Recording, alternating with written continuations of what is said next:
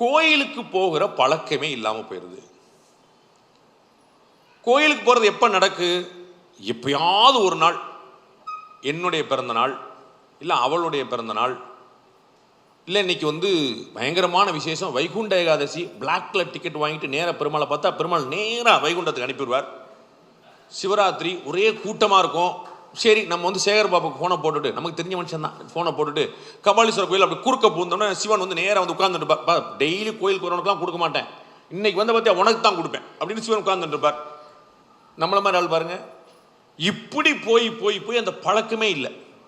சரி, கோயிலுக்கு போவோம்னு வீட்டில் ஒரு அப்பாவோ ஒரு அம்மாவோ யாராவது ஒருத்தர் ஒரு இனிஷியேட் பண்ணி கோயிலுக்கு போவோம் அப்படின்னா, குழந்தை நான் வரமாட்டேன், எனக்கு டியூஷன் இருக்குன்னு சொல்லும்.